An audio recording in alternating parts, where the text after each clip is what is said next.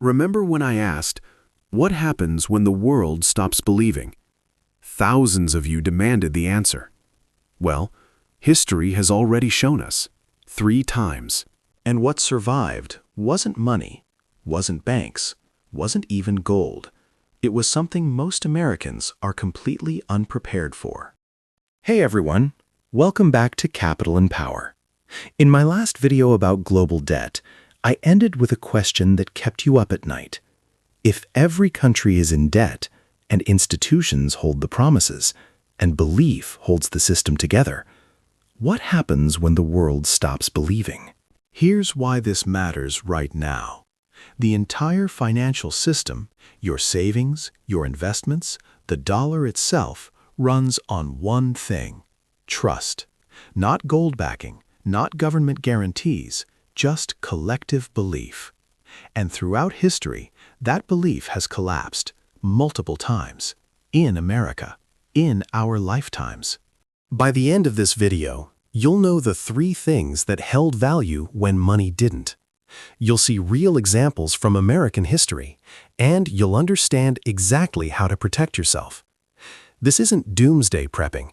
This is financial reality most people never learn. Let's break this down. So, in the last video, we talked about how global debt works. Governments owe trillions, but to who? Not to each other, to institutions, pension funds, investment firms, central banks. And the whole system works as long as everyone believes those debts will be honored. But here's what I didn't tell you.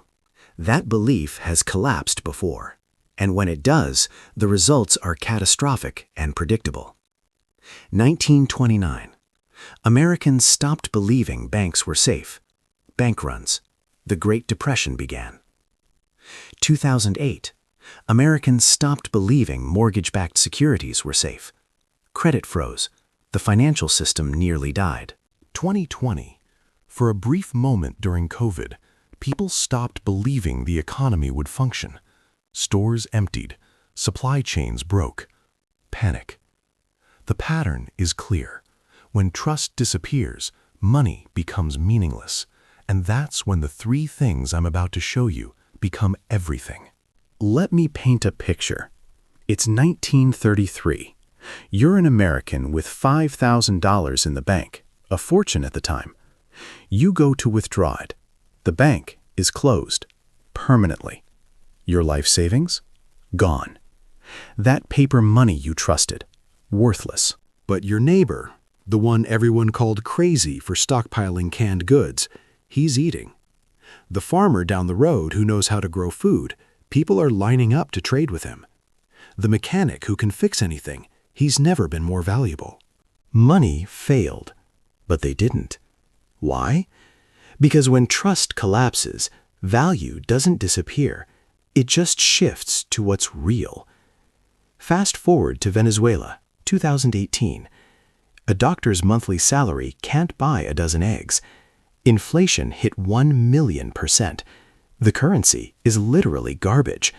But a person with medical skills? They're trading healthcare for food, for housing, for everything they need. A mechanic? Trading repairs for survival.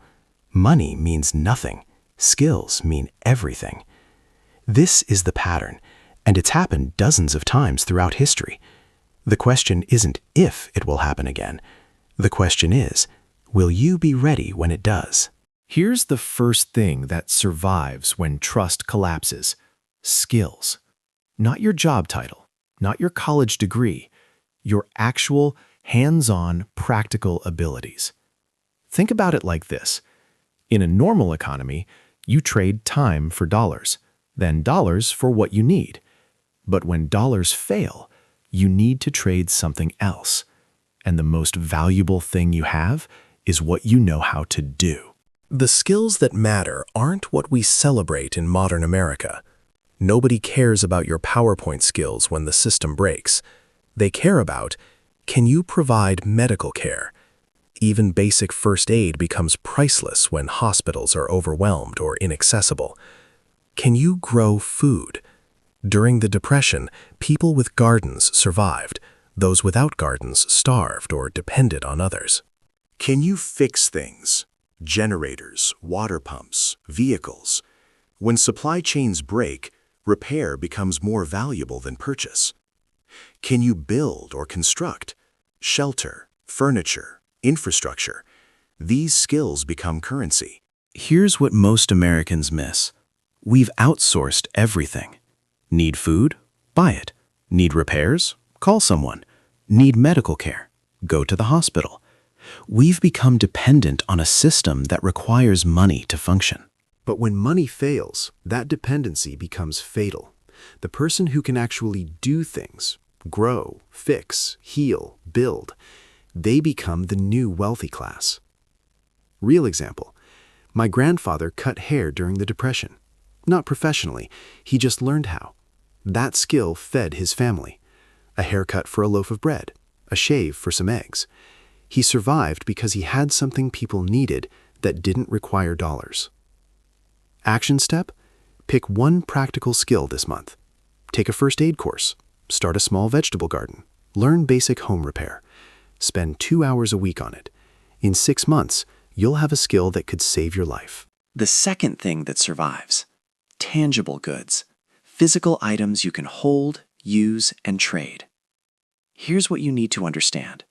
When currency collapses, certain goods become more valuable than any amount of paper money. Not luxury items, not electronics, basics. The things humans actually need to survive. History teaches us exactly which goods matter. Food that doesn't spoil. Rice, beans, canned vegetables, salt. During every collapse, these become gold. In Venezuela, a bag of rice could be traded for a month's rent. Water and filtration. Clean water is non-negotiable. Water filters, purification tablets, these become priceless. Medical supplies, bandages, antiseptics, basic medications. When hospitals fail or become inaccessible, these determine who lives and dies. Hygiene products, toilet paper, soap, toothpaste. Remember COVID 2020? Toilet paper was selling for $10 per roll on the black market. That was a preview. Energy sources, batteries, fuel, candles, matches. When the grid fails, these determine who has light, heat, and power. Remember what I said in the debt video. Money is just a social agreement. When that agreement breaks, money becomes paper. But a can of beans is still food. A bar of soap still cleans. A box of matches still makes fire. Here's the strategy. Financial advisors tell you to diversify your portfolio. I'm telling you to diversify your stuff. Not hoarding, strategic stockpiling. Every time you shop, buy a few extra non-perishables.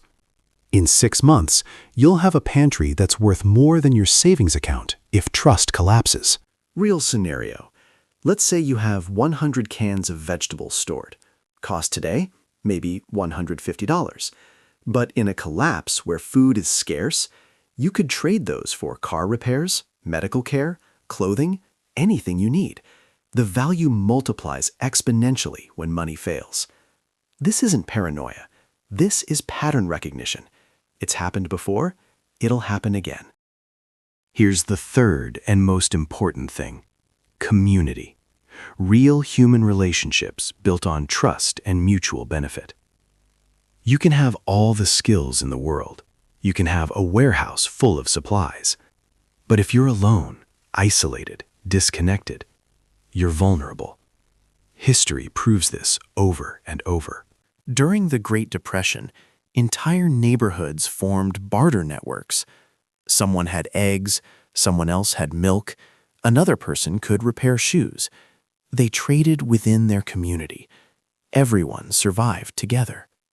After every disaster, hurricanes, floods, economic collapses, the same pattern emerges. Communities that stick together survive. Individuals who isolate themselves don't. Here's the hard truth. You can't stay awake 24/7 to guard your supplies. You can't fix everything yourself.